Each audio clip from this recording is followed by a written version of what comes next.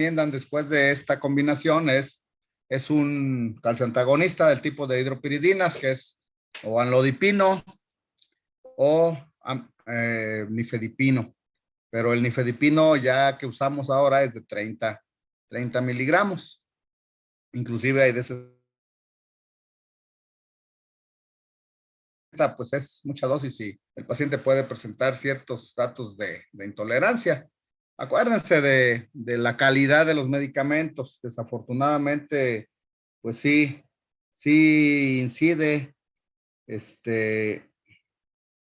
sí incide sobre los efectos secundarios, la calidad de los diferentes medicamentos, sobre todo genéricos, similares, ¿verdad?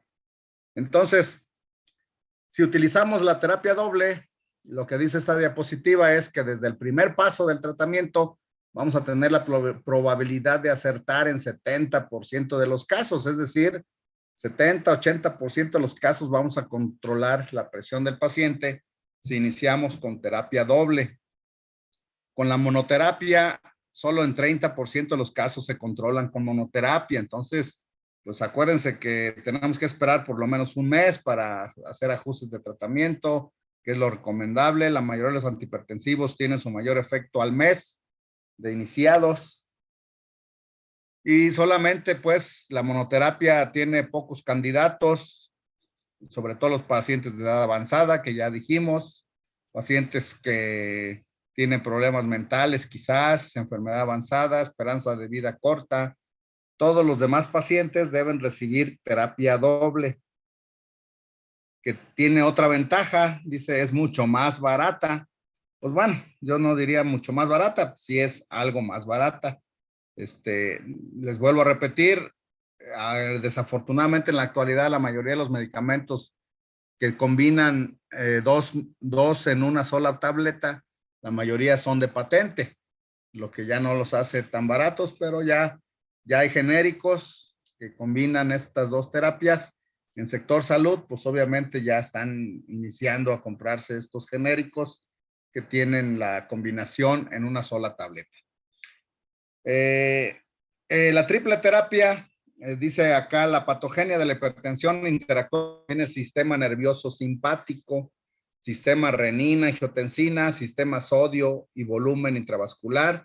De ahí la racionalidad de usar estos diferentes grupos terapéuticos para atenuar la expresión de estos tres sistemas patogénicos. Es decir, pues aquí prácticamente nos están sugiriendo de alguna manera el uso de los beta bloqueadores para bloquear el sistema nervioso simpático, como ya les mencioné, ¿verdad? Ya les dije cuáles serían las probables indicaciones del uso de beta bloqueador, tratando de evitar los efectos secundarios de los primeros que se utilizaron, propanolol, metoprolol genérico, atenolol no nos sirve mucho para hipertensos por estrés, porque el atenolol no atraviesa barrera hematoencefálica, ¿verdad?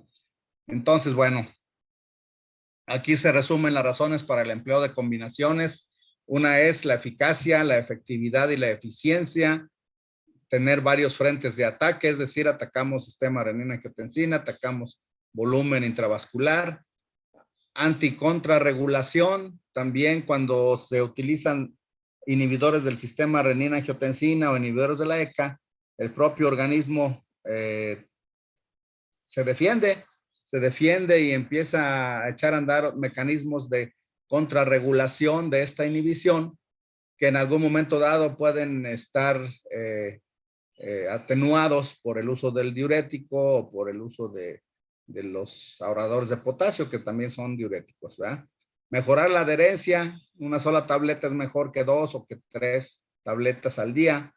Menos efectos colaterales porque al combinar utilizamos menos dosis. Y las bases para el empleo de combinaciones fijas, pues dice que la conducta recomendada de iniciar con monoterapia, que era lo que siempre se utilizaba, no está basada en evidencia, sino en la prudencia, ¿verdad? Que bueno, también se vale, se justifica, sobre todo en cierto grupo de pacientes que ya hemos mencionado. Combinar dos medicamentos a dosis bajas es 5 veces más efectivo que doblar la dosis de la monoterapia. Esto sí se ha visto en estudios controlados. La combinación evita mejor las complicaciones que la monodosis y el riesgo de desenlaces cardiovasculares se reduce 34% en pacientes que inician con combinación en comparación con los que inician con monoterapia. Entonces, bueno, los puntos clave de esto: la hipertensión es un problema prioritario de salud. Acuérdense lo que les he mencionado. 3 de cada 10 pacientes que vean ustedes en cualquier tipo de consulta a la que se vayan a dedicar, 3 de cada 10 son hipertensos o serán hipertensos. El tratamiento, pues es necesario, ya vimos la utilidad del tratamiento, y el tratamiento es para el resto de la vida en la mayoría de los casos. Aclárenselo al paciente porque, aunque no me lo crean, regresan a la siguiente consulta sin tomar nada porque pues ya se me acabó y usted no me dijo que le siguiera, ¿verdad? Entonces, bueno, ahí a lo mejor es error nuestro. Entonces tenemos que aclararles, esta medicina es hasta que yo le diga que ya no se necesita o se la cambie por otra, ¿verdad? Hay que aclararles, tratamiento es por un largo tiempo, la mayoría por el resto de su vida. Desafortunadamente, no debe ser intermitente. Es que hoy amanecí con la presión normal y pues si me la tomo me va a bajar más. Pues no, ¿verdad? Eso es bien frecuente, ¿eh? Muy frecuente, y más ahora con la gente que se mete mucho al internet, que se informa en sitios inadecuados. Pues tenemos que tomar esas precauciones de explicarles muy claramente que el tratamiento no se toma un día sí, un día no, a menos que sea clortalidona, ¿verdad? Que ya dijimos que es cada tercer día. De otra manera, no me voy a tomar la medicina dependiendo de cómo amanezca mi presión, ¿verdad? La hipertensión es un proceso continuo también y por lo mismo requiere de tratamiento continuo.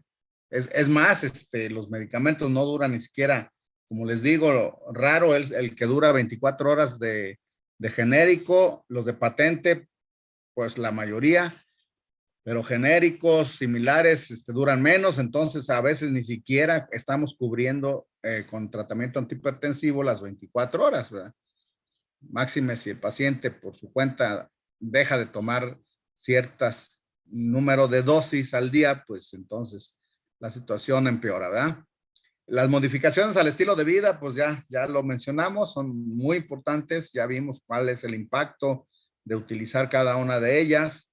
Y también, por último, la presión arterial se relaciona con el riesgo cardiovascular, que es mayor cuando se combinan, obviamente, cifras altas de presión con otros factores de riesgo: tabaquismo, diabetes, dislipidemia, obesidad, sedentarismo, hiperuricemia. En fin, la población mexicana es rica en la presencia de todos estos otros factores de riesgo. Acuérdense, por ahí vuelvan a revisar las presentaciones que les puse en el día del inicio de curso.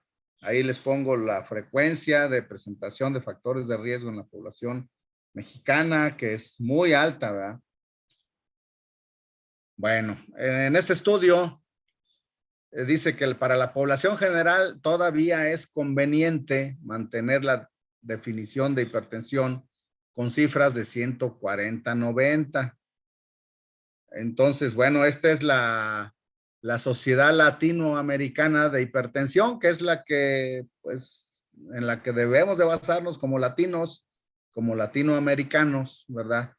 Y ellos, ya después de la revisión de las guías de la American Heart y de la Sociedad Europea, en 2019 establecieron esta propuesta. Es conveniente todavía en nuestra población mantener la definición de hipertensión con cifras de más de 140/90 y el blanco de control en 130/85. Acuérdense, estas siglas SLASH quieren decir Latin American Society of Hypertension, ¿verdad? No sé para qué lo pusieron en inglés, pero es Sociedad Latinoamericana de Hipertensión. El consenso latinoamericano de hipertensión en el paciente con diabetes y síndrome metabólico recomienda un blanco de menos de 140, al igual que en el paciente no diabético. Estas recomendaciones fueron ratificadas en las últimas guías del 2017.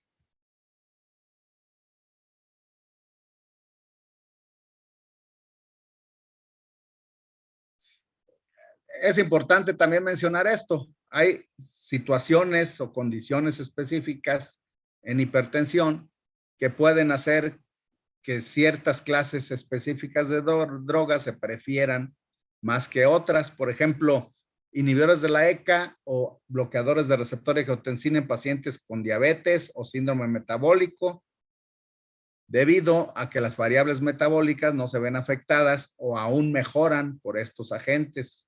Pacientes con disfunción renal, ya me ha mencionado, inhibidores de la ECA y bloqueadores de receptor de angiotensina, disminuyen la microalbuminuria o la proteinuria, disminuyen la progresión de la falla renal y el camino hacia la diálisis. Los inhibidores de la ECA y los bloqueadores de receptor de angiotensina en pacientes con disfunción sistólica o diastólica, es decir, insuficiencia cardíaca, diastólica o sistólica, pues está más que indicado un inhibidor de la ECA o un bloqueador de receptor de angiotensina. Y en casos de hipertrofia ventricular, pues ya son útiles estos dos más los calcioantagonistas, debido a que facilitan la regresión de la hipertrofia.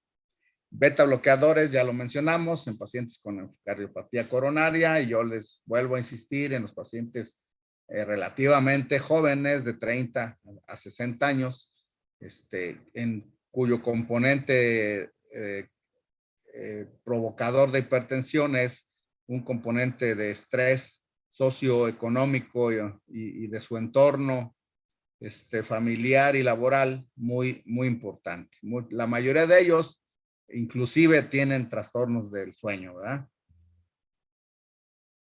Los alfa bloqueadores, ya les mencioné también que pues la mayoría ya se utilizan en pacientes con problema prostático, se pueden utilizar para para ambas eventualidades. La clortalidona, indapamida y tiazidas en americanos, afroamericanos, pacientes de mayor edad, en donde pues tienen mejor efecto los diuréticos para la hipertensión sistólica aislada, y pues obviamente en países con bajo ingreso o pacientes con bajo ingreso, donde no pueden costear drogas más caras, es muy, muy útil el inicio con clortalidona, hidroclorotiazida o indapamida, aunque esta indapamida creo que todavía no hay genérico, es un poquito más cara, ¿verdad? En la falla cardíaca, pues ya sabemos que tienen problema de congestión hídrica, el uso de diuréticos está más que indicado. En el paciente ya controlado de insuficiencia cardíaca, pues está indicado en la actualidad el beta bloqueador para bloquear toda la descarga hormonal de la falla cardíaca crónica. El beta bloqueo es fundamental en el manejo del paciente con insuficiencia cardíaca. El inhibidor de la ECA y los beta bloqueadores en pacientes posinfarto, es decir, pues hay condiciones muy particulares, ¿verdad? Que tenemos que reconocer y en la cual podemos hacer uso de otros medicamentos. Por ejemplo, aquí ahorita que es muy prevalente la fibrilación auricular, pues es el beta bloqueador o el verapamilo, que casi no lo usamos como antihipertensivo porque tiene muy poco efecto, pero en un paciente, en el entorno de un paciente hipertenso con fibrilación auricular, pues me puede permitir controlarle la hipertensión y controlarle la frecuencia ventricular en ese paciente. Hipertensión resistente, pues los antagonistas del receptor mineralocorticoide, que es la espironolactona, o bien un alfa bloqueador, que prácticamente ya no los encontramos solos. Hay beta bloqueadores con bloqueo alfa, como el dilatren, ¿verdad? Que bueno, ahí tiene la combinación. En pacientes con hipertensión resistente es una opción bastante adecuada. tenemos que tomar en cuenta, pues como ya les había mencionado, para indicar un medicamento, los efectos secundarios. Hay que preguntarle al paciente primero qué medicamentos ha tomado, qué efectos le provocaron, para evitar caer en el mismo error de volvérselos a indicar. Tenemos que tomar en cuenta la duración del efecto de los medicamentos. Acuérdense, esto es bien importante porque pues en el libro leemos que el losartán pues tiene efecto durante 24 horas, también el telmisartán, pero acá en la práctica diaria, si es genérico, pues difícilmente va a tener efectos 24 horas. Quizás el diurético sea de los pocos que tienen esa ventaja, y no se diga si es clortalidona, que ya les mencioné que dura hasta 48 horas el efecto. La experiencia previa del paciente con determinado grupo de medicamentos, pues también hay que considerarla, ¿verdad?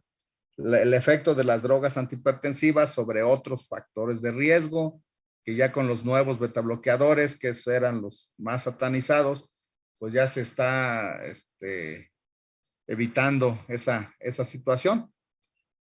Y bueno, existen otras condiciones también, ¿verdad? Y aquí al final les puse esto, que es un punto muy importante. No se imaginan la cantidad de jóvenes embarazadas que desarrollan hipertensión, y sobre todo pues hipertensión asociada al embarazo. No son hipertensas que se embarazan, sino son pacientes jóvenes, normotensas, saludables, que se embarazan y el embarazo les condiciona la situación de la hipertensión en una entidad conocida como preeclampsia. Entonces, ahí las cifras pues son 140-90. Cuando es leve se clasifica 140, 159, 90, 109, y severa 160, 110, en contraste a la hipertensión convencionalmente graduada, que es la que ya vimos en las guías. Recientemente salió un artículo en el cual, porque antes teníamos la idea, bueno, pues bájale la presión nada más poquito, ¿verdad? Así como antes a los ancianos o adultos mayores, bájale la presión nomás poquito, porque pues, no sabemos, está embarazada, tiene un producto, maneja mayor volumen sanguíneo, estamos actuando sobre dos organismos a la vez, pero sin embargo, recientemente salió un artículo en donde se vio que entre mejores cifras de control se logran en estos pacientes de menos de 140-90, el pronóstico del embarazo y del producto es mejor. Entonces, es una condición muy frecuente en nuestro medio ya en la actualidad. Había guardias, yo hice guardias aquí en el seguro de terapia intensiva, y pues había guardias que entrando a las 8:30 de la noche, a las 11 ya tenía 5 o 6 interconsultas de tocoquirúrgica, a ver, jovencitas embarazadas con preeclampsia, ¿verdad? Entonces, tienen que saber que ponerse listos, a la joven embarazada, no se les pase checarles la presión, es un punto muy importante.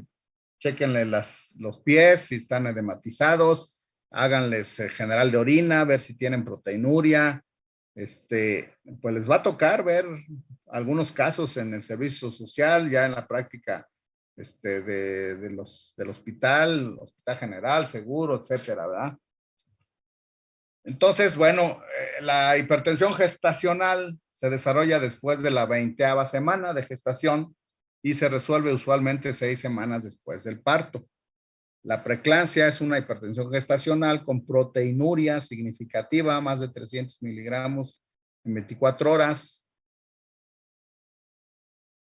Y bueno, se han invocado algunos aspectos de prevención en los últimos años que nos sugieren que a la mujer con riesgo alto o moderado de preeclampsia se le debe de dar 100 a 150 miligramos de aspirina durante las semanas 12 a la 36 con la finalidad de prevenir el desarrollo de preeclampsia.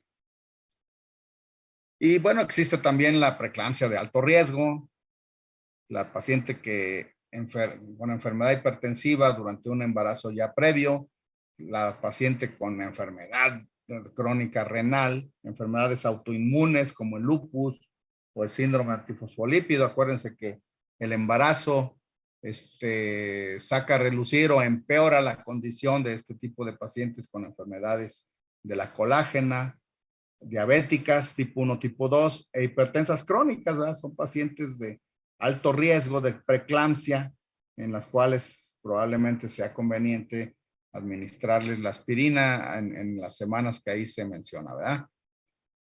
Y las de riesgo moderado, pues las que son primer embarazo, ¿verdad? Pacientes embarazadas jóvenes, primer embarazo y pacientes añosas, ¿verdad? De arriba de los 40 años. Intervalo entre embarazo de más de 10 años, índice de masa corporal de más de 35 kilos por metro cuadrado, historia familiar de preeclampsia y embarazo múltiple, gemelar, triates, en fin, ¿verdad? Embarazos múltiples son pacientes con riesgo moderado de preeclampsia. Y bueno, aquí están las recomendaciones de la Sociedad Europea de Cardiología en relación con la hipertensión del embarazo. Acuérdense, no les podemos dar IECAS, no les podemos dar bloqueadores de receptor de angiotensina.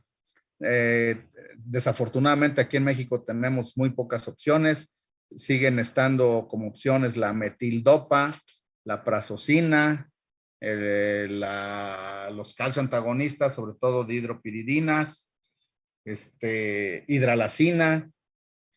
Y bueno, aquí menciona la betalol, que no tenemos aquí en nuestro país, o calcio antagonista, ¿verdad? Bloqueador de los canales de calcio. Y la metildopa, que sigue siendo fundamental para el manejo de este tipo de pacientes. Aquí tenemos que lo que ya dijimos, que no se recomiendan inhibidores de la ECA, ARA2 o inhibidores de renina, en fin, cualquier medicamento que actúe sobre el sistema renina, angiotensina, aldosterona está contraindicado. La paciente embarazada de más de 170, 110 de presión es una emergencia y debe de ser admitida en un entorno hospitalario. Cuando trae estas cifras de presión, pues aquí no tenemos ninguna de estas cosas que recomiendan los americanos o los europeos. Intravenoso no tenemos la betalol, ni metildopa, ni nifedipino. Se recomienda la betalol o nicardipino, que tampoco tenemos. Se le puede administrar sulfato de magnesio, que sí se utiliza en nuestro medio, y nitroglicerina intravenosa, que sí tenemos. Son las opciones que nos quedan nada más. También esto pues es importante hacerles mención. Ya les dije que las guías americanas y europeas no se adaptan del todo a nuestro entorno. ¿Por qué? Pues este es una de las razones, ¿verdad? Nos recomiendan 20 medicamentos, de los cuales solo tenemos 2 o 3, ¿verdad? Bueno, aquí les pongo ya otras diapositivas que ya trae diferentes aspectos que les encargo que revisen. Estas son la de la Sociedad Europea. Este es del JNC8, que ya pasó de moda, pero bueno, ya es una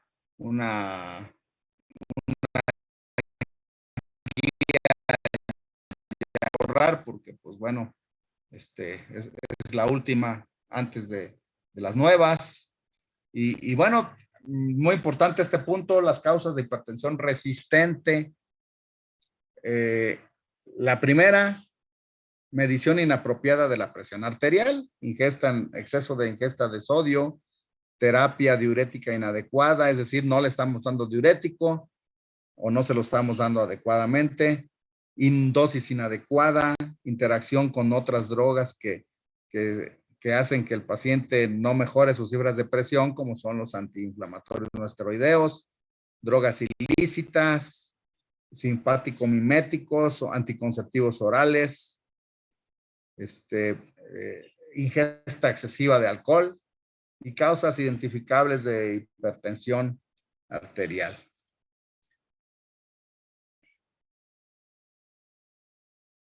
Se Pues han salido algunos artículos también donde se sugiere la prevención primaria de un ictus por el uso de tratamiento antiagregante. Sin embargo, pues como podemos ver aquí, este, vamos a decir que también existe un riesgo, ¿verdad?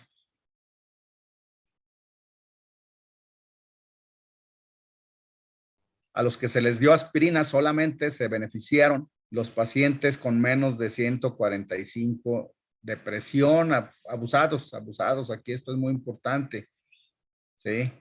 Está bien que todos los pacientes con hipertensión que no se les dio aspirina, incrementó el riesgo en la tasa de ictus. Sin embargo, si nos fijamos en los que se les dio aspirina, pues vean al que tenía presión de más de 145 le aumentó el riesgo. Estás abusados, ¿eh? La aspirina no es un medicamento inocuo.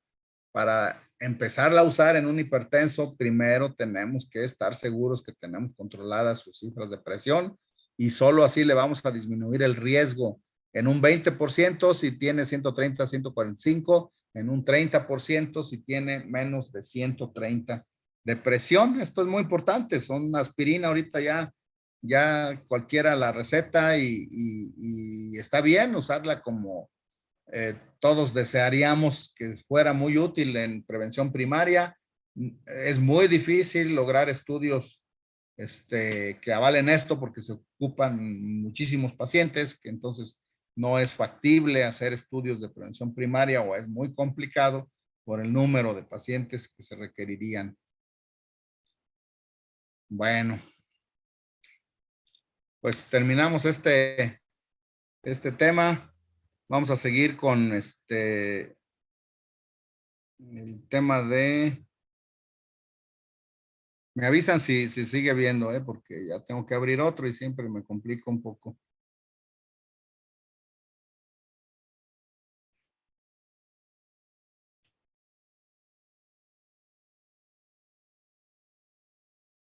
¿Se sigue viendo mi pantalla?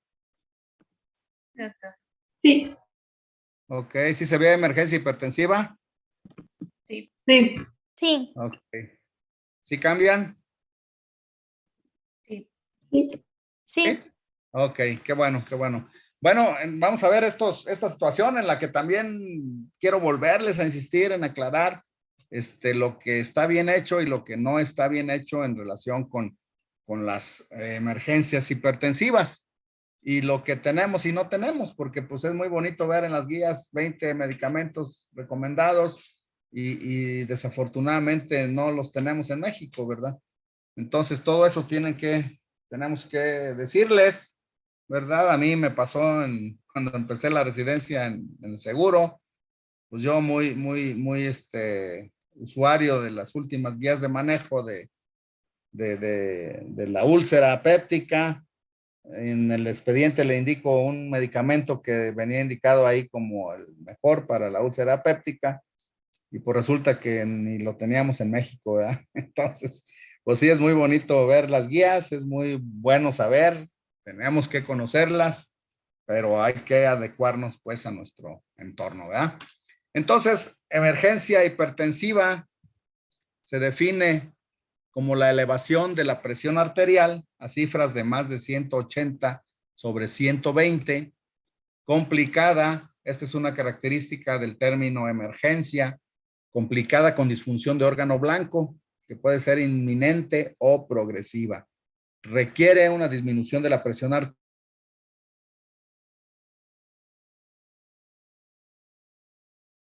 Les decía pues que es importante disminuir la presión arterial cuando tenemos enfrente un paciente con estas cifras, pero no le debemos bajar la presión a lo normal. Entonces eso es muy importante porque en lugar de mejorar su condición, la vamos a empeorar. Entonces, ejemplos de emergencia hipertensiva, pues la encefalopatía hipertensiva, hemorragia intracerebral, infarto agudo, edema agudo pulmonar, angina inestable, aneurisma, disecante de aorta, retinopatía avanzada o eclampsia. La eclampsia, pues es la preeclampsia más convulsiones, ¿verdad? Eclampsia. Entonces, bueno, tienen que ser admitidos a una unidad de cuidados intensivos con monitoreo estrecho, tratados con antihipertensivos intravenosos para alcanzar las cifras de presión recomendadas en un periodo dado de tiempo. Acuérdense lo que les comenté del famoso nifedipino sublingual. Ahí no tenemos control sobre la dosis ni sobre el cuánto se absorbió. En cambio, con un medicamento intravenoso estamos con un control absoluto de la dosis que le estamos administrando al paciente. Los pacientes que no tienen daño a órgano blanco, es decir, cualquiera de estos, no tienen una emergencia hipertensiva y pueden ser tratados con antihipertensivos orales y egresarse después de un periodo de observación, es decir, pacientes con niveles de más de 180, 110, pero que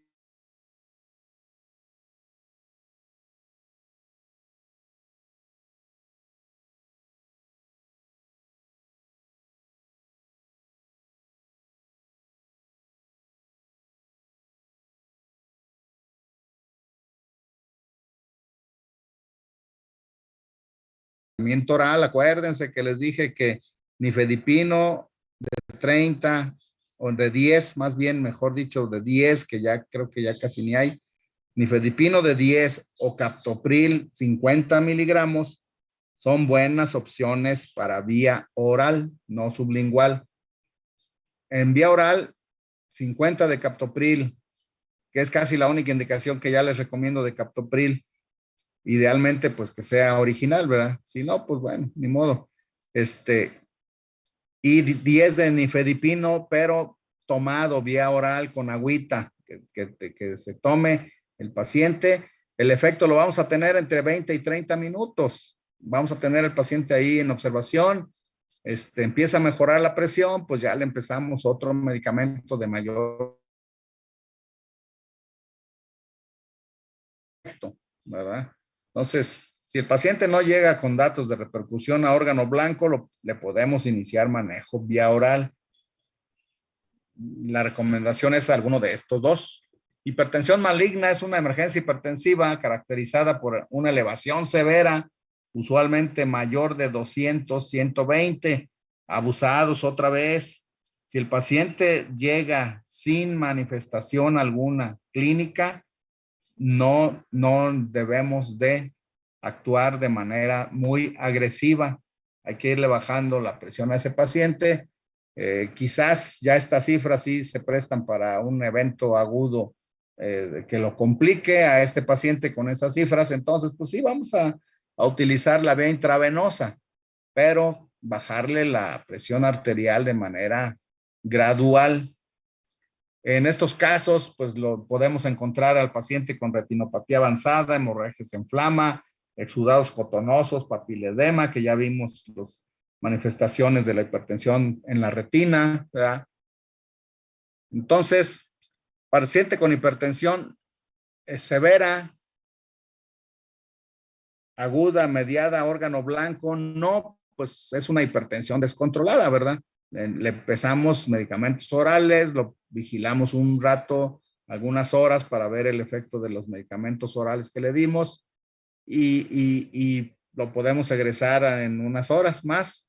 El paciente que sí tiene daño órgano blanco, como marca este diagrama de flujo, pues es una emergencia hipertensiva. Entonces, o es una hipertensión maligna, tiene isquemia miocárdica, tiene un stroke, tiene una disección de aorta, tiene eclampsia, preeclampsia severa o síndrome de HELP.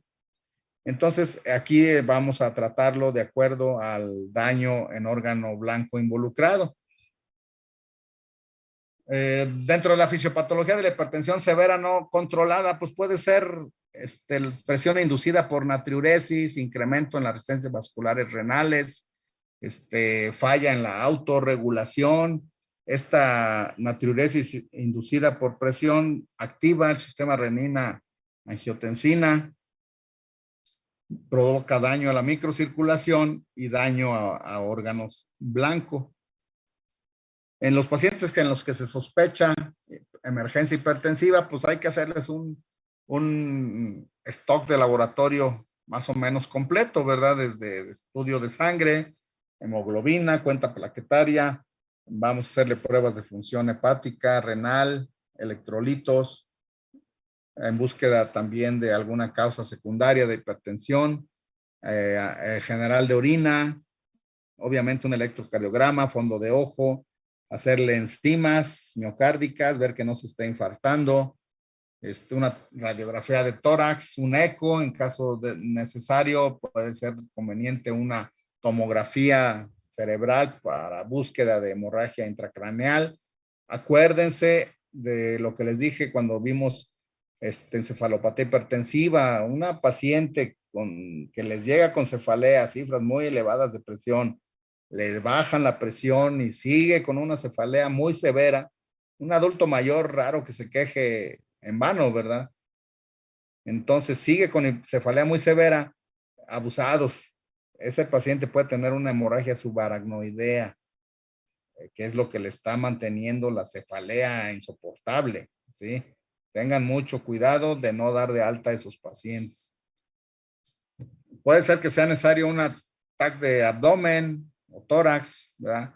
En busca de una disección de aorta, un ultrasonido renal buscando pues características de los riñones, tamaño, obstrucción posrenal. Y bueno, las emergencias hipertensivas que requieren disminución inmediata de la presión, pues es la hipertensión maligna con o sin falla renal aguda, encefalopatía hipertensiva, stroke isquémico agudo con presión sistólica mayor de 220 o diastólica de más de 120, stroke isquémico agudo con indicación de terapia trombolítica que tenga más de 185 sobre 110 o mayor de 110 de diastólica. Ahí pues tenemos que disminuirle entre un 15 a 25% la presión. En estos casos de abajo, pues dentro de un lapso de 1 hora. Los de arriba, pues inmediatamente, en el caso de encefalopatía hipertensiva. Y aquí tenemos algunas horas cuando se trata de hipertensión maligna, sin falla, con o sin falla renal aguda. Y bueno, aquí viene lo macabro del asunto. En el tratamiento de las emergencias hipertensivas, los tratamientos de primera línea, labetalol, nicardipina, intravenosos, pues no los tenemos en México, ni siquiera orales, menos intravenosos. Estados Unidos y Europa existen las dos variantes, orales e intravenosos. ¿Qué alternativas hay? Nitroprusiato, que ya tampoco tenemos. Entonces, pues, estamos perdidos. ¿Qué hacemos? Bueno, ahorita les digo. Todos los medicamentos que recomiendan aquí no tenemos ninguno, excepto, bueno, aquí dice metoprolol, pero no lo tenemos intravenoso. Aquí dice sulfato de magnesio en el caso de la eclampsia y preeclampsia, ese sí lo tenemos. Pues es el único, ¿eh? Así tristemente, se los digo, no tenemos ninguno de estas opciones de tratamiento. Entonces, bueno, pues yo se las voy a poner por acá, ¿verdad? Al final de la plática les voy a decir qué sí tenemos y cuál es la forma de utilizarlos. Pasamos a la emergencia hipertensiva. Bueno, la emergencia hipertensiva, perdón, seguimos con la emergencia hipertensiva.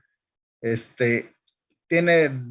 hay que buscar los factores predisponentes. El primero de ellos, ya les vuelvo a decir, es la transgresión medicamentosa. El paciente ya no está tomando sus medicamentos, los toma mal, los toma menos, los toma junto con alimentos cuando deben ser en ayunas, o lo toma en ayunas cuando debe ser junto con alimentos. Entonces, no toma bien sus medicamentos. Esa es la primera causa. Las demás le siguen en frecuencia muy lejos: hipertensión renovascular, feocromocitomas, traumatismo craneoencefálico. Y acá les pongo en amarillo otra vez fármacos, porque estos sí son relativamente frecuentes, que los pacientes los estén tomando: anticonceptivos orales, antidepresivos tricíclicos, antiinflamatorios no esteroideos o ergonovínicos para la migraña, ¿verdad? Entonces, cualquiera de estos hay que buscar los factores predisponentes. Ya les dije, pues, que este paciente debe ser admitido en una unidad de cuidados intensivos, monitorear la presión, reducir la presión inicialmente a no más del 25% dentro de la primera hora. Si se estabiliza, pues ya le podemos ir bajando a 160, 100, 110 en las siguientes 2 a 6 horas. La caída excesiva de la presión puede precipitar isquemia renal, cerebral o coronaria y debe evitarse. ¿A qué se refiere esto? Pues a que la nifedipina sublingual está proscrita. La nifedipina sublingual, pues todavía por ahí debe de haber, ¿verdad? Yo ya no la he visto hace mucho, pero creo que el sector salud todavía tiene. Ya la que uso yo, pues es la de 30 miligramos, vía oral, tomada, muy efectiva en pacientes, algo resistentes, pero la nifedipina sublingual está proscrita desde hace dos guías de manejo, o sea que hace ya más de 10 años que se proscribió. Proscrita es prohibida, ¿eh? Proscrita es prohibida.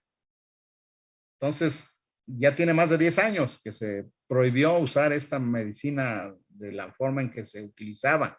Se puede dar vía oral y ya les dije que va a hacer efecto pronto, relativamente pronto, va a hacer efecto en 20 a 30 minutos, ¿verdad? Tenemos un efecto más pausado, más ligero, y menos agresivo. Si el nivel de presión al que le vamos bajando al paciente es bien tolerado, pues se intenta una reducción más intensa durante las siguientes 24 a 48 horas.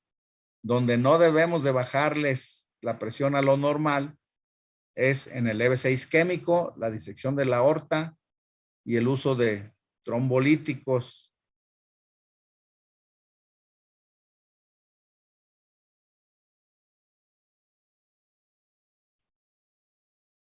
Bueno, en el caso de pacientes con hipertensión y enfermedad, evento cerebrovascular agudo, son casos muy especiales en los cuales presiones de más de 220 o de 220, 140 de diastólica se deben de disminuir cautelosamente en un 10 a 15%.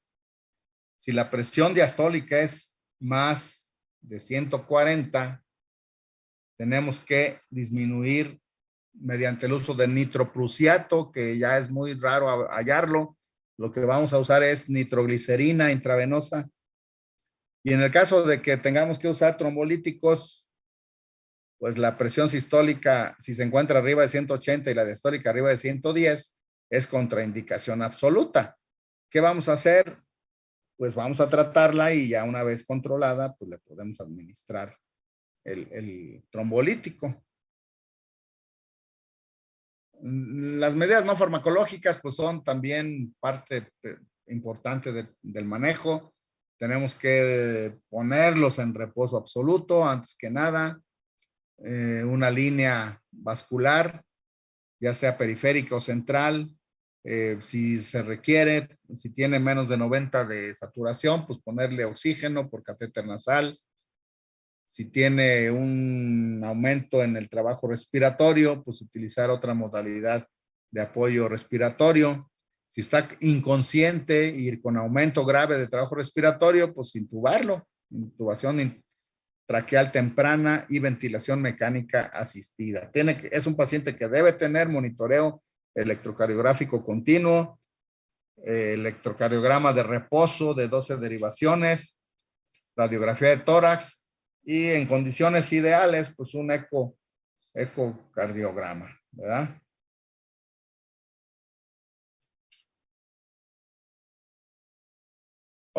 Bueno, se le debe monitorear la presión arterial en estos tiempos, ¿verdad? Ver fondo de ojo, ponerle una sonda vesical para asegurarnos que no hay insuficiencia renal aguda. Si tiene edema pulmonar, pues para administrarle diuréticos y no tenga que estar separando el paciente a orinar, se le coloca una sonda de Foley para facilitar la recolección también de la orina y la cuantificación de la misma, y hacerle sus análisis de sangre y de orina.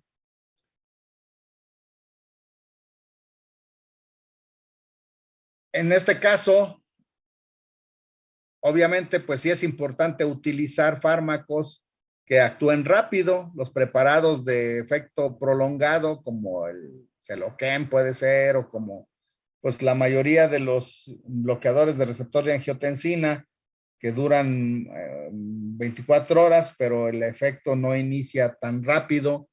Pues tenemos, ya les dije, tenemos el captopril oral, tenemos nifedipina oral, entonces actúan de manera pues relativamente inmediata, ¿verdad? 20 a 30 minutos. Son los que se recomendarían. Captopril sublingual, masticado, molido. Esta es una referencia del Bramwell en español. Dice Bramwell que el captopril por vía sublingual, masticado, molido, no es útil, ya que el inicio de su efecto es parecido al si lo administramos por vía oral, tomado con agua. Entonces, pues no tiene ningún sentido, ya se los dije. No tiene el riesgo de la nifedipina, pero pues no tiene ningún sentido darlo por vía sublingual. Y pues estas son las opciones de tratamiento oral y sublingual que tenemos, más seguras. Isosorbide de 5 miligramos en tableta sublingual que usamos para la angina de pecho, también se usa en la actualidad para disminuir la presión arterial cuando las fibras están muy elevadas y queremos un efecto rápido. Entonces, Isorbide de 5 miligramos sublingual. No es lo mismo que partan la tableta de 10, porque la de 5 viene preparada para deshacerse rápidamente. La de 10 no. La nitroglicerina también se vende o se vendía en perlitas de 0.4 miligramos sublingual.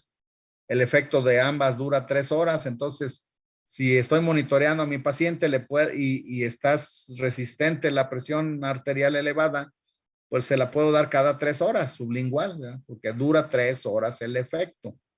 Ya una vez que empieza a bajar la presión, pues le empiezo a dar el medicamento vía oral, que puede ser captopril, 25 a 50 miligramos cada 8 horas. Esa es ya mi recomendación en base a lo que yo sé que dura el efecto de estos medicamentos, ¿verdad?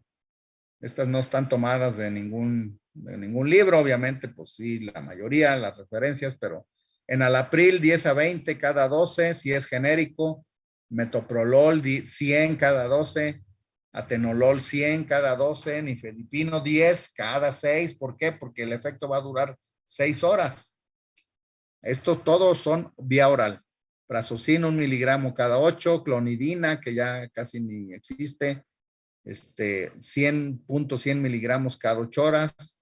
Candesartán, ya vienen los bloqueadores de receptor de angiotensina, que son todos, bueno, estos dos son los que primero, bueno, los que les recomiendo, pues. Los sartán no está ya porque pues es el que ya he visto que tiene menos efecto, pero está el candesartán, el telmisartán de 40 o de 80, carvedilol, que es un beta bloqueador alfa-beta, o un bloqueador alfa-beta, perdón, 25 miligramos cada 24 horas, amlodipino de 10 o de 5 cada 12, perindopril y el ramipril, que no viene aquí, pero pues bueno, el ramipril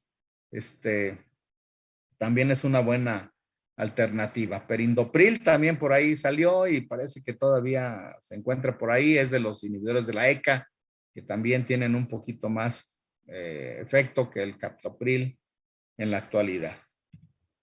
Y de intravenosos, pues esta tablita es otra vez del Bramwell. Me apena decirles que esmolol, metoprolol, labetalol, fenoldopam, IB, no tenemos. Entonces, pues, conózcanla, pero no tenemos ninguno. clevidipine, nicardipine, nitroprusiato, enalapril, urapidil, clonidina y fentolamina. No tenemos ninguno. Y B, tenemos nitroglicerina, que aquí viene. Inicia su efecto en 1 a 5 minutos. Duración de efecto 3 a 5 minutos en bolo. Y la dosis es de 5 a 200 microgramos por minuto. Le podemos incrementar 5 microgramos por minuto cada 5 minutos. Y pues como efecto secundario puede dar cefalea y taquicardia refleja. ¿Cuáles les recomiendo? Pues bueno, esta tablita, ya les dije que tengo 11, 12 años dando clase en la escuela. No la he cambiado estas dosis de abajo aquí. Teníamos todavía diazóxido, teníamos verapamilo, IVEC, ya no los tenemos. Bueno, verapamilo sí se consigue, un poquito difícilmente, pero se consigue. Diazóxido ya no se consigue. Yo aquí se los había puesto como opciones que sí teníamos. Verapamilo lo seguimos teniendo, se utiliza a estas dosis. El verapamilo que viene en tabletas de 80, en intravenoso viene en ampolletas de 5 miligramos. Entonces la dosis es 0.075 a 0.15 miligramos por kilo en 5 minutos y en una infusión de 0.005 miligramos o 5 microgramos por kilo por minuto.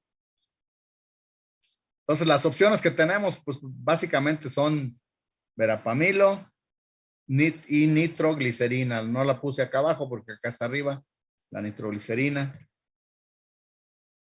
Y bueno, pues hay que descartar otra vez causas de crisis hipertensiva, de urgencia hipertensiva. Todas estas pueden ser factores favorecedores.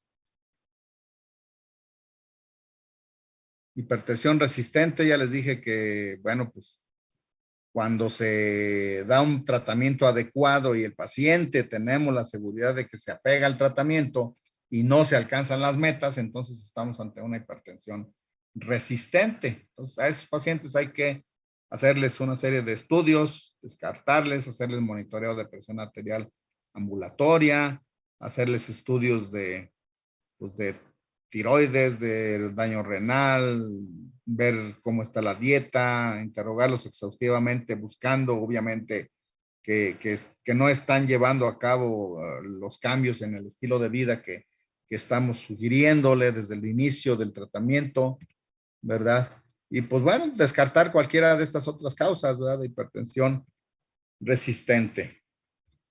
Bueno, pues terminamos esta plática y ya la otra es a ver si no me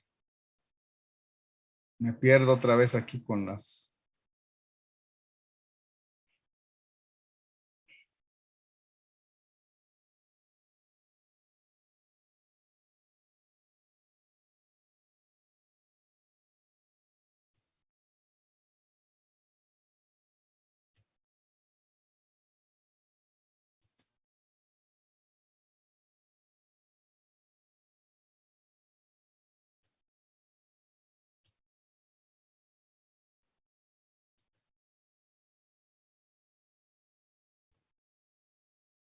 A ver si se ve farmacología.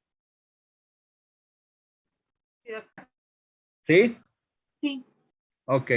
Bueno, pues bueno, aquí hasta se me pasó cambiarle.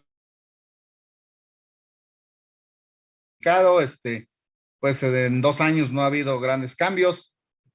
Vamos a revisar un poquito algo de la farmacología, de las características, algunas farmacodinámicas. Me interesa más decirles efectos secundarios, que es muy importante, sobre todo si vamos a utilizar genéricos o similares.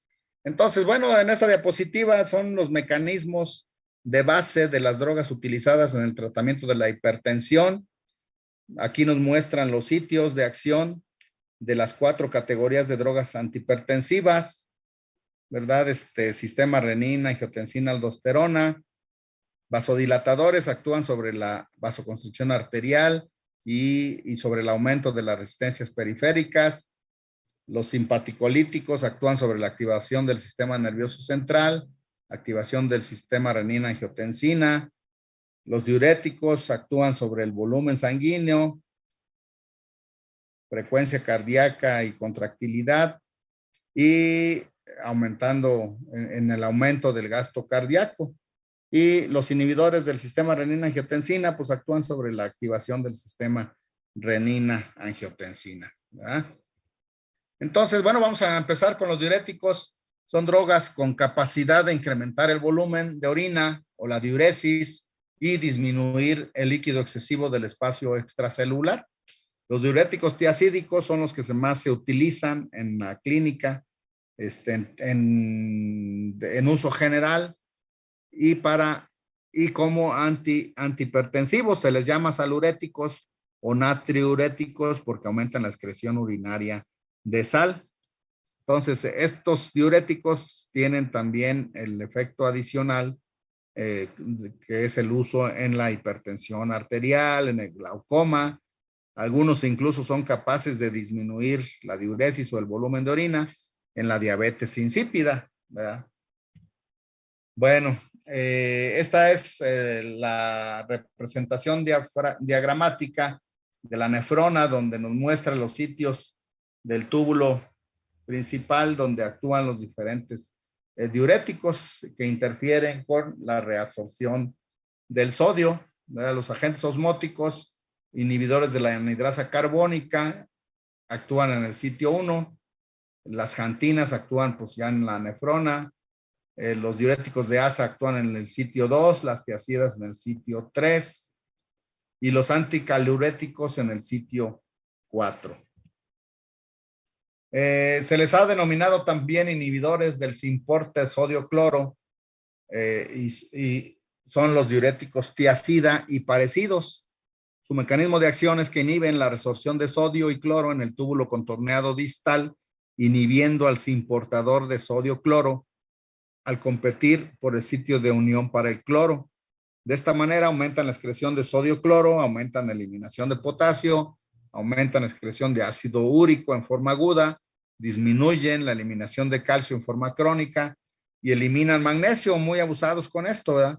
Aumentan sodio, cloro, la excreción de sodio, cloro, potasio y magnesio. Entonces tenemos que monitorear a nuestros pacientes cuando les demos terapia con diuréticos, ya sea como uso de diurético, con mayor razón, o como uso como antihipertensivo.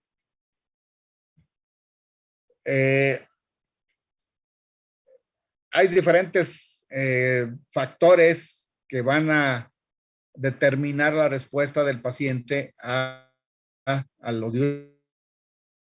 Y bueno, este es un esquema de los químicos responsables del efecto antihipertensivo de la terapia con diuréticos. Al inicio, la presión disminuye al disminuir el volumen sanguíneo, ¿verdad? Sin embargo, posteriormente, esto a su vez provoca un aumento en la resistencia periférica a las pocas semanas. Posteriormente, la disminución del líquido se incrementa o disminuye la disminución, ¿verdad? Ya se recupera parcialmente la disminución del líquido en el transcurso del tiempo y las resistencias periféricas van disminuyendo. Entonces, esa es la forma que responden la mayoría de los pacientes. Los mejores respondedores a la terapia con diuréticos son los ancianos, los negros de raza negra, pacientes con niveles bajos de renina, y en pacientes poco respondedores, la adición de un IECA o un ARA2 potenciará su efecto antihipertensivo. Se potencian entre sí. El IECA potencia al diurético, el diurético potencia al IECA y al bloqueador ARA2 o al antagonista ARA2. Los diuréticos y ahorradores aquí en nuestro medio de las tiazidas tenemos hidroclorotiazida y pues creo que ya nada más. Hidroclorotiazida,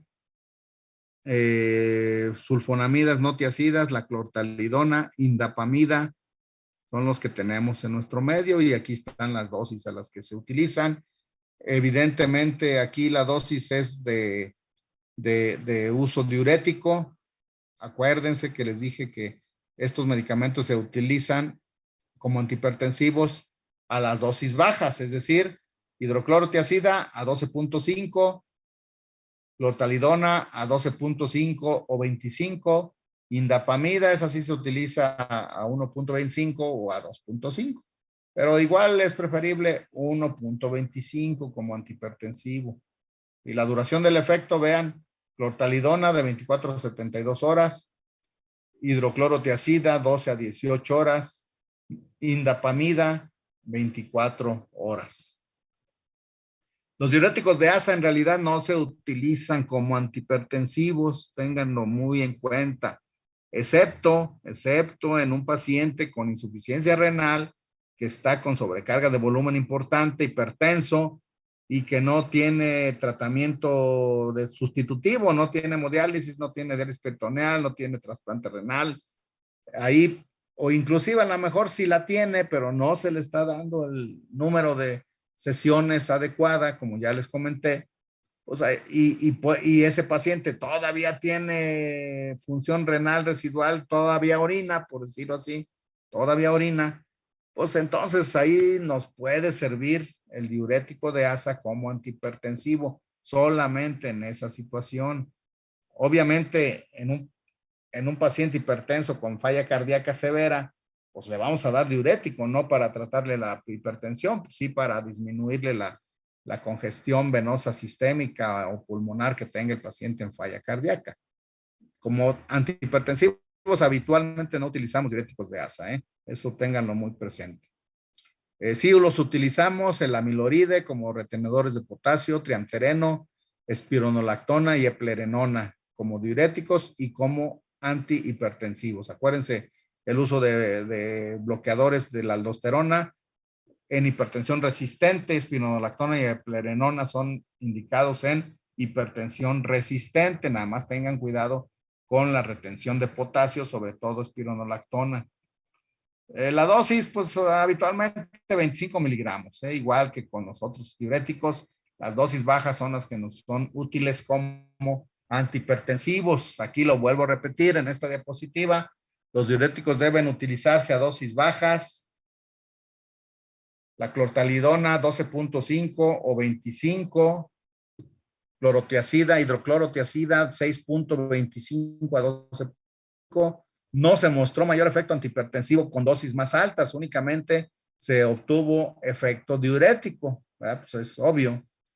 Un metaanálisis de 42 estudios controlados y randomizados mostró evidencia convincente de que los diuréticos a dosis baja son el tratamiento de primera línea más efectivo para prevenir la ocurrencia de morbimortalidad debido a enfermedad cardiovascular. Ojo con esto, son la línea de tratamiento más efectiva para prevenir riesgo cardiovascular. Enfermedad coronaria, insuficiencia cardíaca fatal y no fatal, accidente vascular cerebral fatal y no fatal, eventos cardiovasculares mayores, mortalidad cardiovascular y mortalidad total. Esto un metaanálisis que salió en la revista JAMA del 2003.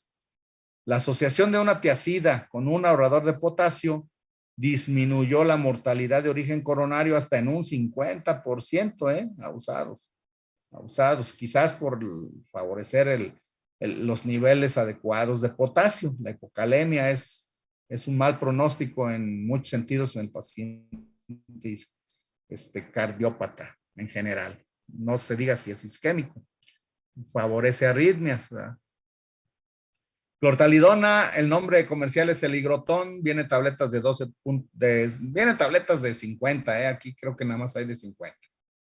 Pero la dosis pues es 12.5, 25 como antihipertensivo.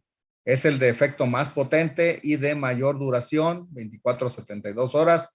Es efectiva aún con función renal disminuida. Ojo, la dosis para reducir la presión arterial de 10 milímetros de mercurio es de 8.6 miligramos abusados. Miren, ¿para qué usamos 50 si con menos de 10 miligramos es efectiva disminuyendo 10 milímetros de mercurio la presión arterial? Ha demostrado la misma o mayor protección contra infarto, insuficiencia cardíaca y stroke que el visto con otros agentes, esto en un estudio realizado en el 2000 12, clortalidona. Indapamida está un poco más de moda, el nombre comercial es el Natrilix, viene en tabletas de 1.5 miligramos, es de liberación prolongada, es tan efectivo como las tiazidas y los calcioantagonistas en los diferentes estudios comparativos que se han hecho, mantiene su efecto durante 24 horas, no tiene efecto sobre lípidos, produce regresión de la hipertrofia ventricular y la microalbuminuria, al igual que el enalapril, unido a un IECA, disminuyó la recurrencia de stroke en un 43%. Este estudio del HIVET en adultos mayores, pues mostró que la indapamida con 1.5 miligramos, perindopril 2 a 4 miligramos, usado en el 25% como monoterapia y con un punto final de stroke fatal y no fatal, disminuyó el stroke fatal y no fatal en un 30%, la mortalidad por stroke en un 39%, la mortalidad de cualquier causa 21% y la mortalidad cardiovascular en un 23%. La tasa de insuficiencia cardíaca disminuyó en un 64%. Entonces, indapamida, no se les olvide, es una muy buena alternativa. De unos 5, 6, 7 años para acá se le está dando mucho auge en base a estos estudios, ¿verdad? La espironolactona, pues este es un enunciado del Bramwell, donde dice que se ha utilizado sola, ha sido usada sola para tratar la hipertensión por muchos años, particularmente en Francia, pero su uso mayor en Estados Unidos ha sido como ahorrador de potasio en combinación con diuréticos tiacídicos, proveyendo un efecto equivalente a 32 miligramos, o para tratar el aldosteronismo causado por la hiperplasia adrenal bilateral. Más recientemente se encontró que ha sido muy efectiva para tratar pacientes con hipertensión refractaria, ¿verdad? Bueno, básicamente es algo de lo que nos dice este enunciado. Los acuaréticos, los baptanes inhiben al receptor de la vasopresina 2, cuya actividad promueve la síntesis y transporte de aquaporin hacia el ápex de las células del sistema colector, y esta es reguladora del agua, mediada por transportadores del agua a través de la membrana celular apical del tubo.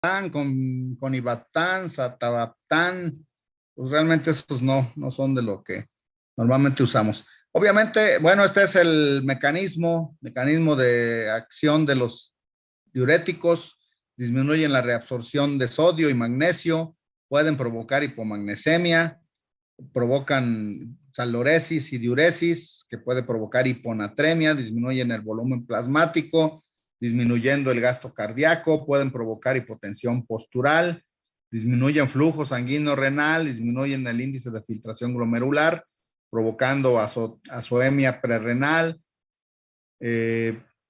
pueden, el aumento de la actividad de la renina plasmática, aumenta la actividad de aldosterona, provocando caluresis, hipocalemia y disminución en la tolerancia a la glucosa. Muchos de estos efectos secundarios, pues definitivamente no se dan con las dosis bajas. Por eso insisto yo en que tenemos que utilizar los diuréticos a las dosis mínimas para evitar todos estos efectos secundarios, y de esta manera son muy efectivos como antihipertensivos. Los simpaticolíticos actúan sobre el sistema nervioso central, bloqueando los agentes bloqueadores ganglionares, bloqueadores neuronales y antagonistas de los receptores adrenérgicos. Este grupo de medicamentos, pues prácticamente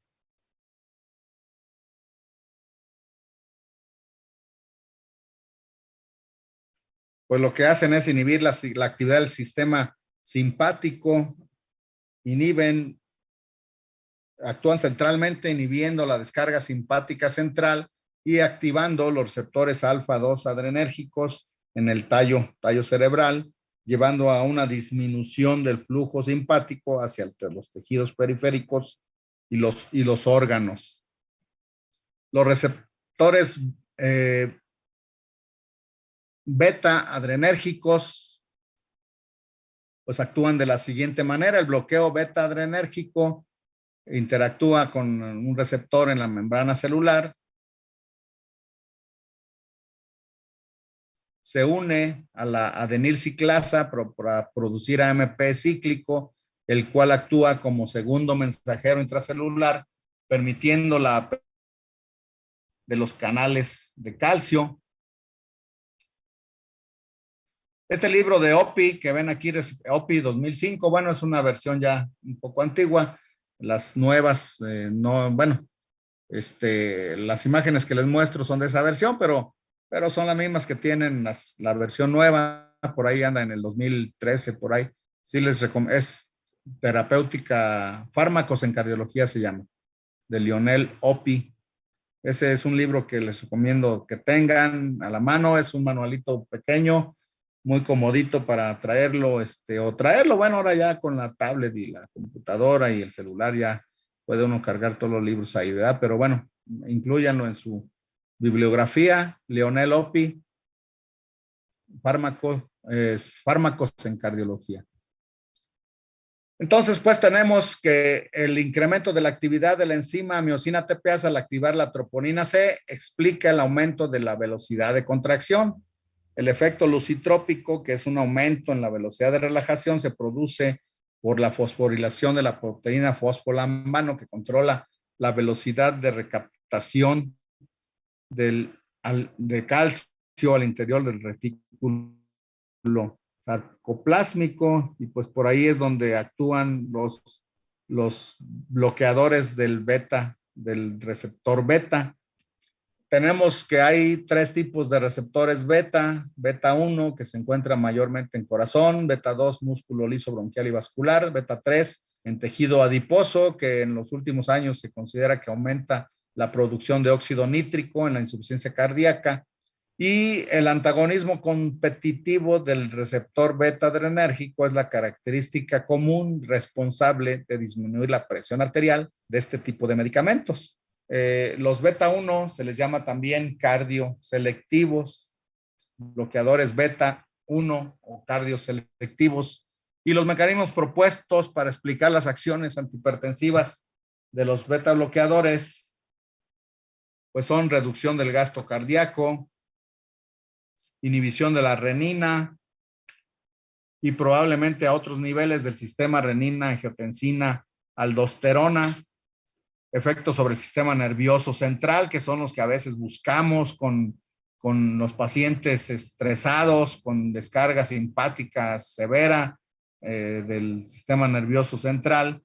Ese es el efecto que buscamos, y les mencionaba yo que en ese tipo de pacientes, pues el metoprolol, el carvedilol, el nebivolol son adecuados, no así el atenolol, que no atraviesa la barrera hematoencefálica y no tiene este efecto que buscamos a nivel del sistema nervioso central.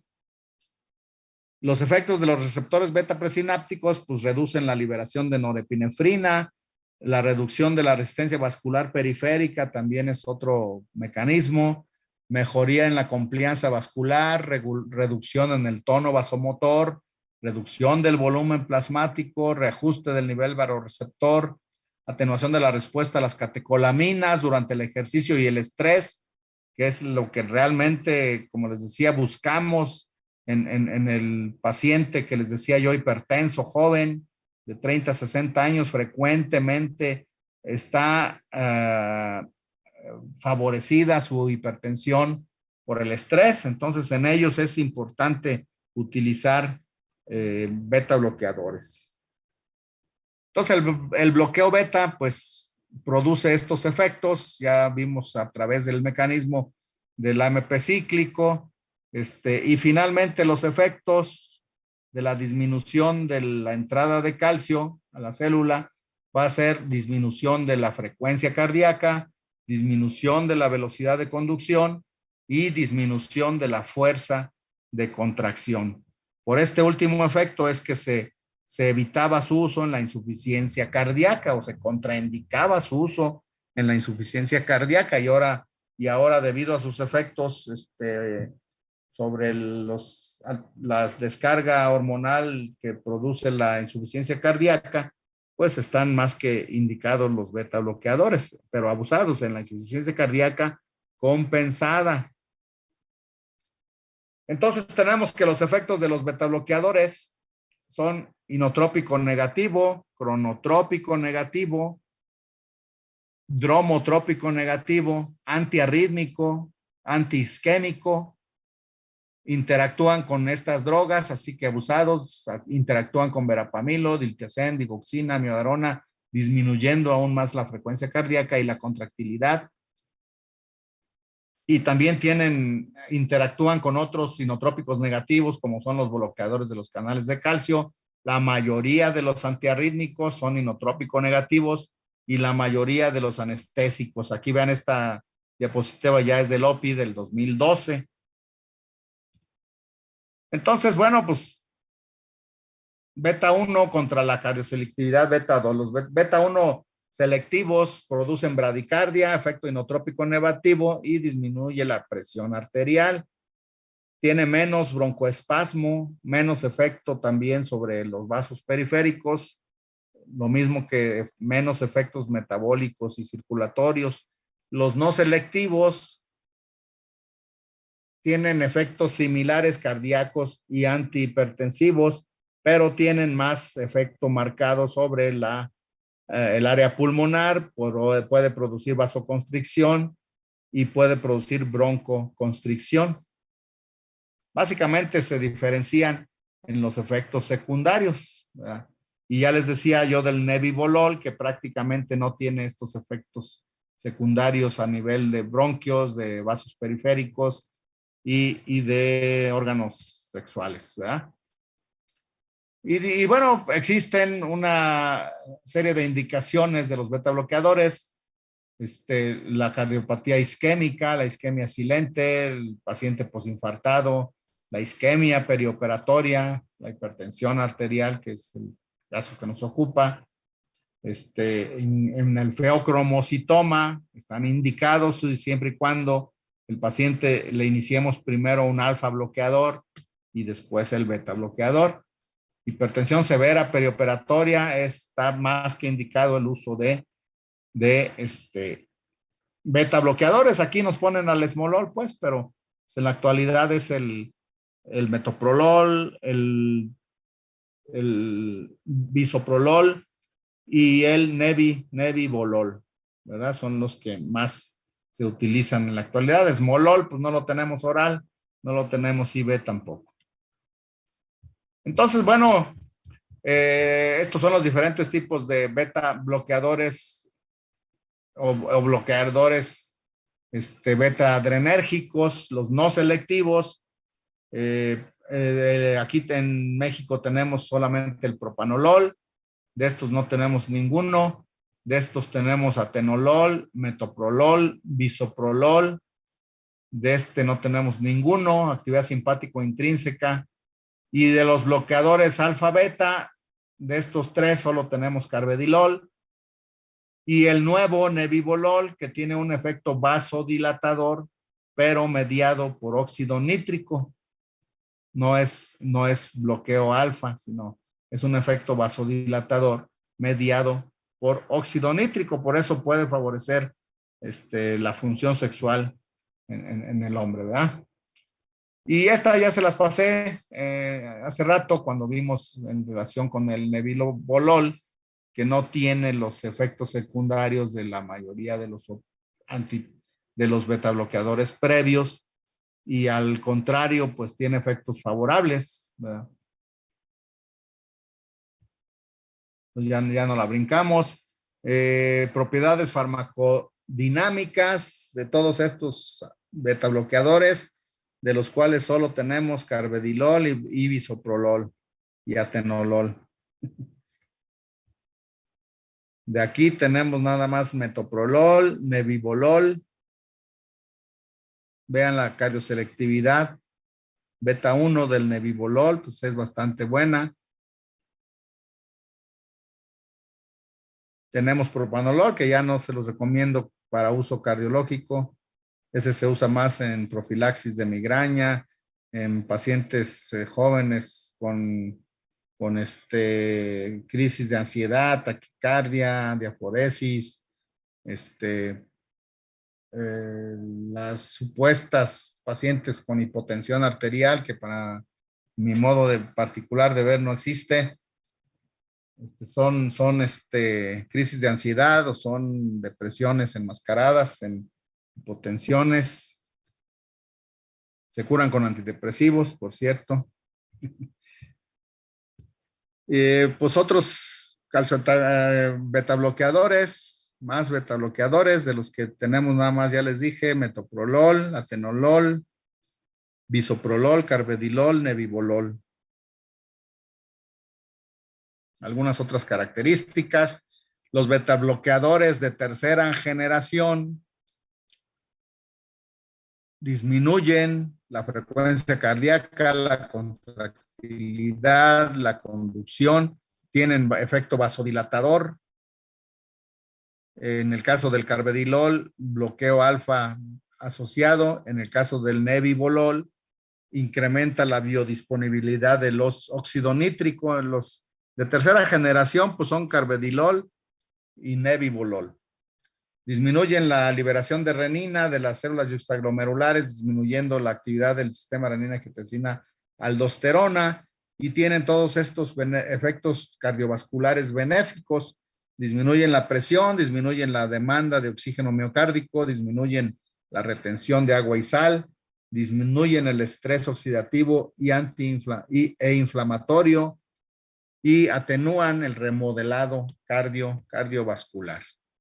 Y estas son algunas de las indicaciones clínicas de los betabloqueadores no cardíacas: glaucoma, hipertensión portal, migraña, ansiedad. Aquí les recomiendo más el metoprolol y el propranolol en estas. Son más efectivas, más efectos secundarios, pero pues van a ser de uso breve, pues de acuerdo a la situación, ¿verdad? Bueno.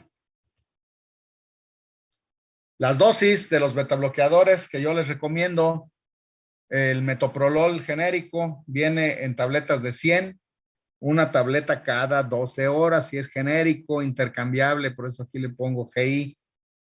Metoprolol succinato, que es el Celoquen SOC, viene en tableta de 95 miligramos, tiene un sistema de liberación especial, por lo que solamente se requiere una tableta cada 24 horas.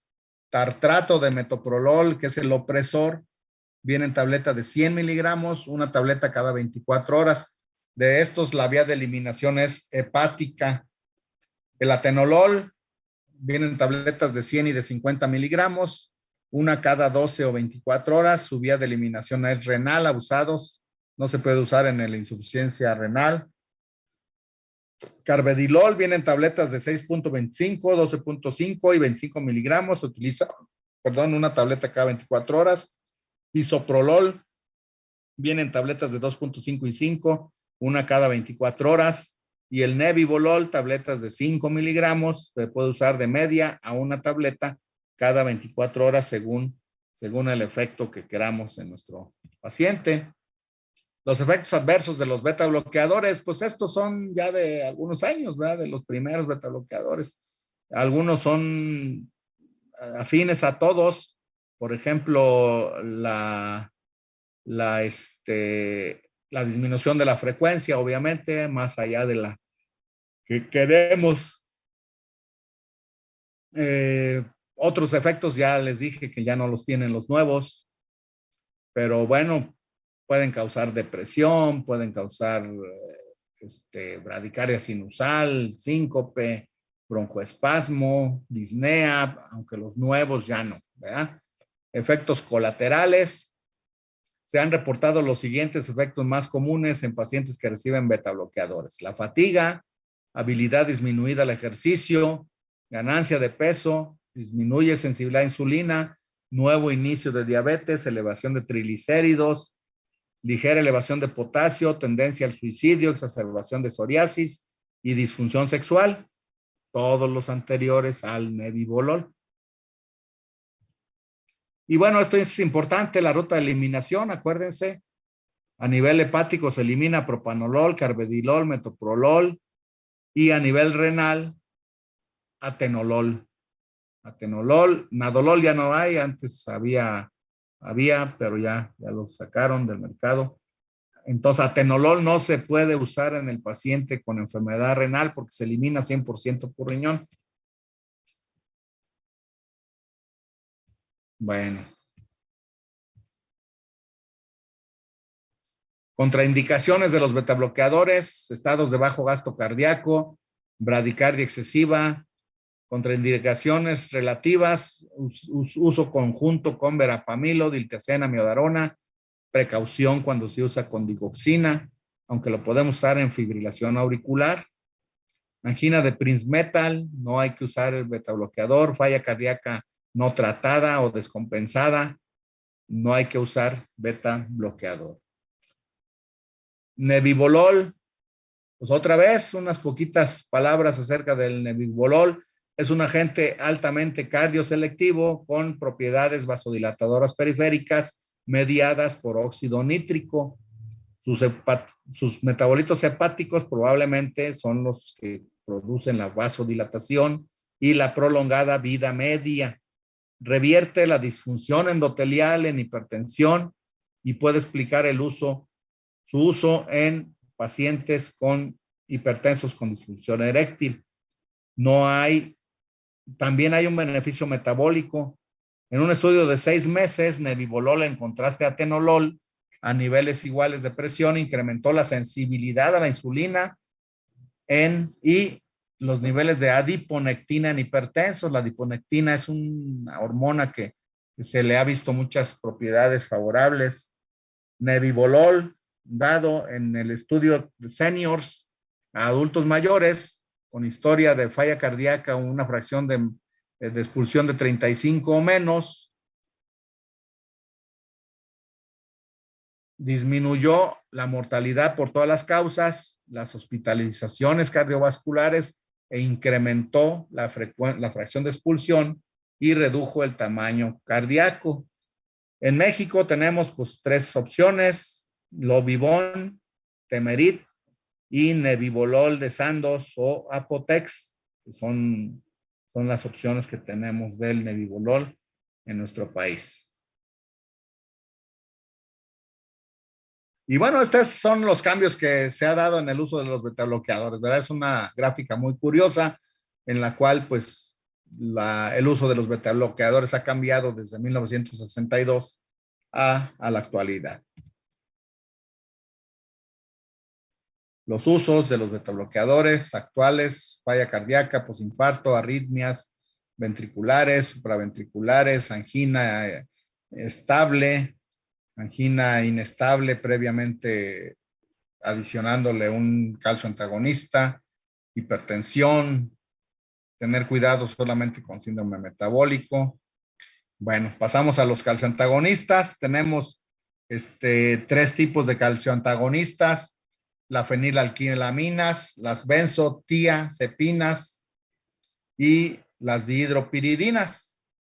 Las dihidropiridinas son las que más utilizamos en hipertensión arterial.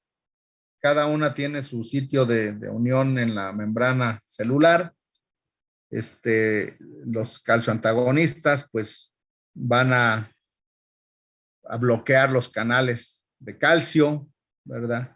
disminuyendo el calcio intracelular, obviamente afectando la contractilidad de la célula de la musculatura lisa y del cardiomiocito.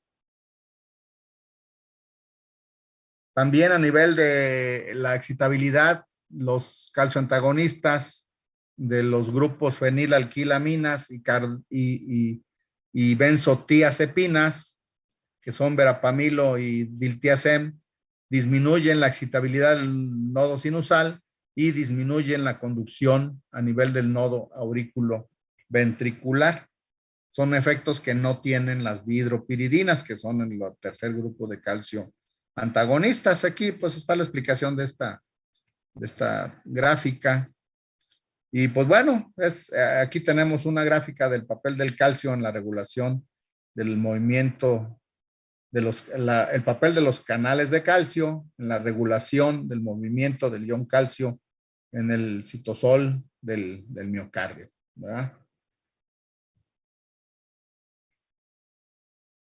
Se ha comparado los efectos de los beta bloqueadores y los calcioantagonistas sobre el músculo liso y sobre el miocardio, y pues tienen efectos opuestos sobre la musculatura lisa vascular, que es de importancia terapéutica clínica. Los calcioantagonistas, pues su mecanismo de acción es vasodilatación, reducción de las resistencias vasculares periféricas. Característica farmacológica común es inhibición selectiva de la apertura del canal L en el músculo liso vascular y en miocardio. Se clasifican en 3 grupos: dihidropiridinas, la primera generación nifedipino, después amlodipino, isradipino, y todos los nombres que encuentren por ahí que se terminan en pino son dihidropiridinas. Los que más usamos y que tenemos aquí a la mano pues son el nifedipino de 30, el amlodipino de 5 y de 10 miligramos, benzotiazepinas, el diltiazem, y las fenilalquilaminas, el verapamilo. Son los representantes de cada uno de esos grupos. Y la diferencia entre ellos 3, pues radica en los distintos sitios de unión en el canal del calcio y en la mayor selectividad vascular de las dihidropiridinas. Es el vasodilatador más potente de los 3 grupos, las dihidropiridinas. Por eso es el que se utiliza con mayor utilidad en la hipertensión arterial, con mayor efecto, con mejores efectos. Bueno, vamos a pasar esto. Bueno, tenemos que las dihidropiridinas tienen una selectividad vascular 3 cruces comparado con el diltiazem 2 y el verapamilo 1. O sea que como antihipertensivos los mejores son las dihidropiridinas, después el diltiazem y finalmente el verapamilo, que ya les había dicho que casi como antihipertensivo no es muy utilizado. Las dihidropiridinas producen taquicardia, contrario a los otros 2 grupos que producen bradicardia leve, el diltiazem, y bradicardia más severa, el verapamilo. Por lo mismo se utiliza como antiarrítmico y se puede utilizar para disminuir la conducción del nodo AB en pacientes con fibrilación auricular que no se controlan solamente con digoxina o con amiodarona. Nada más que tenemos que ser muy precavidos. Diltiazem y verapamil disminuyen el tomatismo del nodo sinusal. Diltiazem y verapamil disminuyen la conducción del nodo AB. Las 3 disminuyen contractilidad y los 3, aunque sobre todo las dihidropiridinas, actúan sobre las arteriolas, vasodilatándolas en una proporción de 10:1 de nifedipina y amlodipino contra las otras.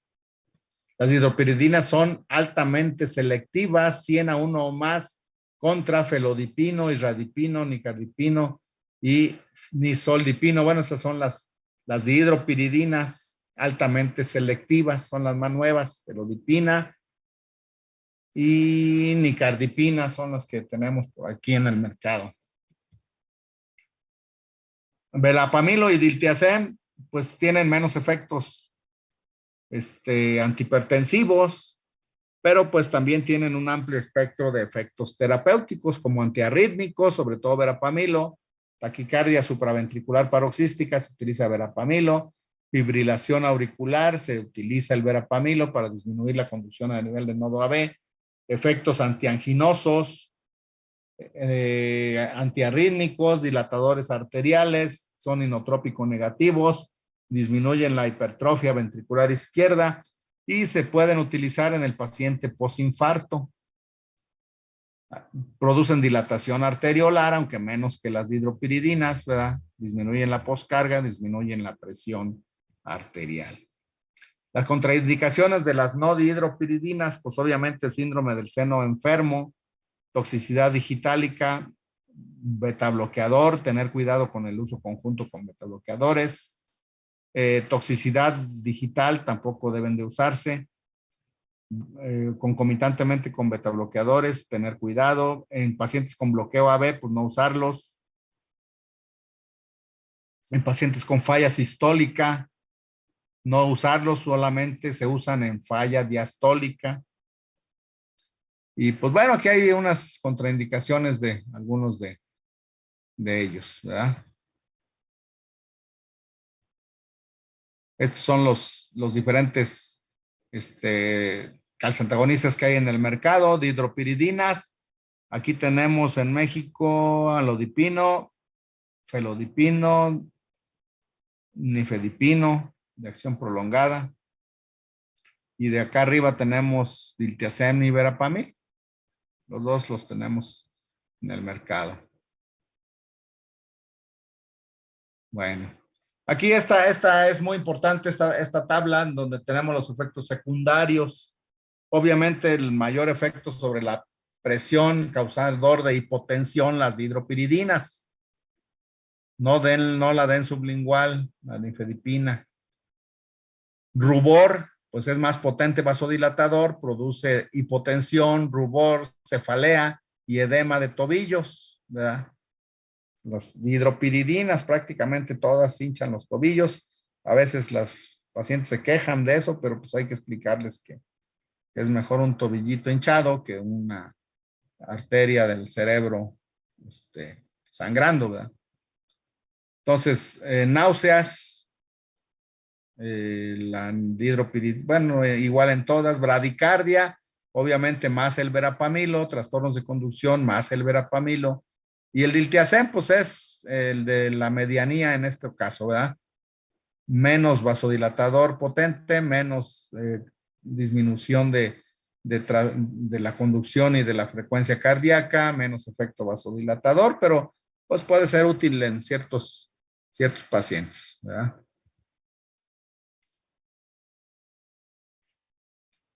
Bueno. Inhibidores de la ECA, pues ya les vuelvo a comentar, fueron un boom cuando salieron al mercado. El captopril, definitivamente, pues muy útil en mucho tiempo, fue muy útil. Sus indicaciones, actúa sobre la hipertrofia miocárdica, sobre la fibrosis intersticial, actúa sobre la disfunción endotelial, actúa sobre la constricción coronaria vía liberación de norepinefrina. En fin, pues tienen muchos efectos a nivel cardiovascular muy importantes. El mecanismo de acción es la inhibición de la enzima convertidora de angiotensina, que actúa disminuyendo los complejos y extensos efectos de la angiotensina 2 y el incremento de la bradicinina. Son sus mecanismos de acción. Bloquea los efectos de la angiotensina 2 a través de la enzima convertidora de angiotensina, inhibición de la enzima convertidora de angiotensina, y incrementa la bradicinina. Sus efectos, pues aquí los tenemos. Inhibidor de la ECA, actúa en el paso de angiotensina 1 a angiotensina 2. Los bloqueadores de receptor de angiotensina bloquean el receptor AT1 para producción de aldosterona, y los bloqueadores de aldosterona pues actúan bloqueando este mineral o corticoide, ¿verdad? Provocando una retención de sodio y agua, y aumenta la presión este sistema, ¿verdad? Es el que bloquean los inhibidores de la ECA y los alfa bloqueadores. Se ha invocado un efecto de fase tardía fetal, anticrecimiento, antiapoptosis, tienen acción antifibrinolítica. En fin, se les ha encontrado muchísimos beneficios. Promueve el mecanismo renal por el que la aldosterona, por el que el sistema renina-angiotensina-aldosterona promueve la retención de sodio. Es bloqueado por estos medicamentos, ¿verdad? Tanto los diuréticos, los inhibidores de renina, los antagonistas ARA2. Y las indicaciones, pues en la actualidad, insuficiencia cardíaca en cualquier estadio, hipertensión arterial, paciente posinfarto, disfunción de ventrículo izquierdo posinfarto, nefropatía, diabética, no diabética, protectores cardiovasculares a dosis específicas como el ramipril, que ya les dije que es el más estudiado de los IECAS, perindopril se me olvidaba, pero pues creo que no lo tenemos. Algunos de ellos son prodrogas, todos estos son prodrogas que finalmente son convertidos a metabolito activo en el hígado y eliminados por las heces, el fosinopril, el tandolapril, espirapril. Aquí estos son los inhibidores de la ECA. Sus efectos potenciales actúan, sus efectos colaterales potenciales actuando sobre las glándulas suprarrenales, disminuyen la aldosterona y aumentan el potasio, producen una disminución aguda de la presión arterial, pueden favorecer la caída en el índice de filtración glomerular y pueden producir angioedema, que es muy raro. Los IECAS tienen efectos de la bradicinina que incrementa en los IECAS sobre el endotelio vascular, formación de óxido nítrico, produciendo vasodilatación, prostaciclina, antiagregante plaquetario y protección endotelial. Son efectos que se invocó desde el inicio de su aparición, dado que ellos producen un incremento en la bradicinina, que tiene estos efectos favorables sobre los vasos y el corazón, protección endotelial, vasodilatación coronaria, preacondicionamiento, protegen contra la isquemia de repetición. El sitio principal de inhibición de la ECA probablemente se encuentra en el endotelio vascular. Son de 3 tipos, los IECAS, y aquí viene el ejemplo de cada uno de ellos. La clase 1, captopril, clase 2, enalapril, y clase 3, lisinopril. Ya se me había olvidado el lisinopril. Eso es un IECA de tercera generación, que pues sí todavía puede ser más útil todavía que el captopril y que el enalapril. Indicaciones principales: insuficiencia cardíaca, hipertensión, infarto agudo en fase aguda de alto riesgo, disfunción del ventrículo izquierdo posinfarto. Bueno, pues ya las habíamos revisado, las presentaciones de los diferentes IECAS. Estas son las tabletas, las dosis a la que se usan, la frecuencia con que se utilizan. Aquí yo ya les vuelvo a repetir, nada más les recomiendo el captopril, pues prácticamente en uso agudo, la urgencia o emergencia hipertensiva, y para uso crónico, pues el ramipril. Lisinopril todavía por ahí hay, Prinibil y Cestril, que es el nombre comercial. Y bueno, los antagonistas de la angiotensina 2 tipo AT1, el antagonismo directo de los receptores de la angiotensina 2 debe duplicar los efectos de la inhibición de la ECA. Tiene una incidencia más baja de efectos secundarios sobre todo la tos, que es muy persistente cuando se usa captopril o enalapril de genérico o de similar. Los ARA evitan el escape hormonal, la hiperreninemia y el aumento de la angiotensina 2 encontrado durante la administración prolongada de los IECAS. Menor protección endotelial por menor formación de bradicininas con ARA2. Esa es una característica de los IECAS en la que no le ganan los ARA2, ¿verdad? Y bueno, los que tenemos aquí, presentaciones que tenemos en México, candesartán, irbesartán, losartán, olmesartán, telmisartán y valsartán. Aquí sí tenemos todos menos eprosartán. Son las propiedades comparados con los IECAS.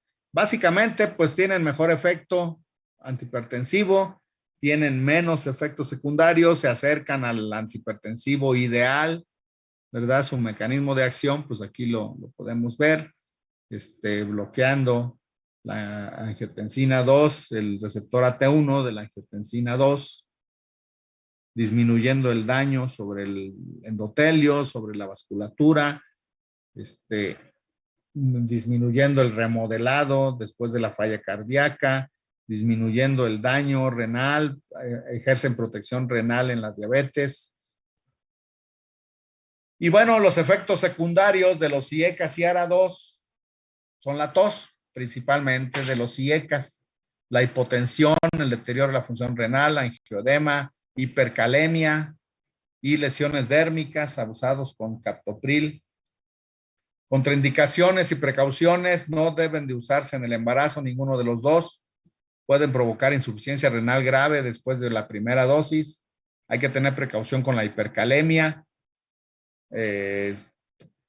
hipotensión previa, si ha tenido el paciente hipotensión previa, estenosis aórtica grave o miocardiopatía obstructiva, cuidado porque no deben darse, pueden provocar hipotensión severa. Y pues, bueno, son los medicamentos más estudiados en la actualidad. Después tenemos los inhibidores neuronales periféricos, que de estos pues ya no hay ninguno. Inhibidores adrenérgicos centrales, tenemos la metildopa para la hipertensa embarazada, clonidina, por ahí todavía se encuentra, en la hipertensión severa se puede utilizar, nada más ese tenemos de aquí. Y los bloqueadores del receptor alfa, tenemos la prazosina, la hidralacina, que todavía se pueden usar, sobre todo en la embarazada, hipertensa embarazada. Y bueno, esto ya lo revisamos. Drogas de primera línea, ya vimos cuáles deben de utilizarse. Ya esto,